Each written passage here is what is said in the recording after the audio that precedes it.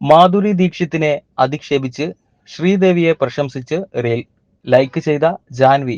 വിമർശനം: സെലിബ്രിറ്റികൾ ഇൻസ്റ്റഗ്രാമിൽ അബദ്ധത്തിൽ ലൈക്ക് ചെയ്യുന്നതും അത് പിന്നീട് വാർത്തയും വിവാദവുമാവുന്നത് പതിവായിരിക്കുകയാണ്.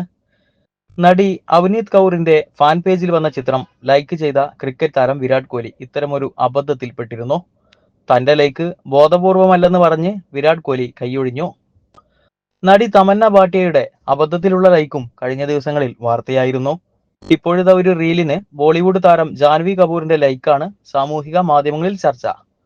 മാധുരി ദീക്ഷിത്തിനെ വിമർശിച്ചും മോശമായി ചിത്രീകരിച്ചുമുള്ള റീലാണ് ജാൻവി ലൈക്ക് ചെയ്തിരിക്കുന്നത്. മാധുരിയെ ശ്രീദേവിയുടെ അഭിനയവുമായി താരതമ്യപ്പെടുത്തിയുള്ള പോസ്റ്റാണ് ജാൻവി ലൈക്ക് ചെയ്തിരിക്കുന്നത് എന്നതാണ് സംഭവം വലിയ ചർച്ചയാവാനുള്ള കാരണം.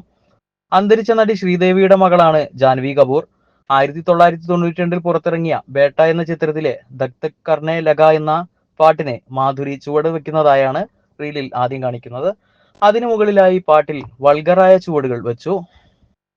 സിനിമയിൽ കാര്യമായി ഒന്നും ചെയ്തില്ല, പക്ഷെ ആ വർഷത്തെ മികച്ച നടിക്കുള്ള ഫിലിം ഫെയർ അവാർഡ് നേടി എന്ന് കുറിച്ചിരുന്നു. ഇതിന് താഴെയായി ഖുദാ ഗവാഹ് എന്ന ചിത്രത്തിലെ ശ്രീദേവിയുടെ പ്രകടനവും റീലിൽ കാണാം.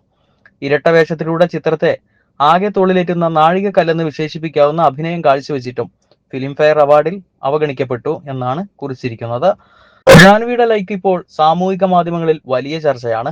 ലൈക്ക് ബോധപൂർവമോ അബദ്ധമോ എന്ന കാര്യത്തിൽ ജാൻവി വിശദീകരിച്ചിട്ടില്ലെന്നിരിക്കെ നടിയെ പിന്തുണച്ചും എതിർത്തും ഒരുപാട് കമന്റുകൾ പ്രത്യക്ഷപ്പെടുന്നുണ്ട്. ലൈക്കുകൾക്ക് ഖേദം പ്രകടിപ്പിച്ച കോഹ്ലിയുടെയും തമന്നയുടെയും വഴിയെ ജാൻവിയും ഉടൻ വരുമെന്ന് പ്രവചിക്കുന്ന ചിലരുണ്ട്. മാധുരിയെ വിമർശിച്ച പോസ്റ്റിന് ലൈക്ക് ചെയ്ത ജാൻവി ദേവര എന്ന ചിത്രത്തിലെ പാട്ടിൽ എന്താണ് ചെയ്തു വെച്ചിരിക്കുന്നത് എന്നും ചിലർ ചോദിക്കുന്നുണ്ട്.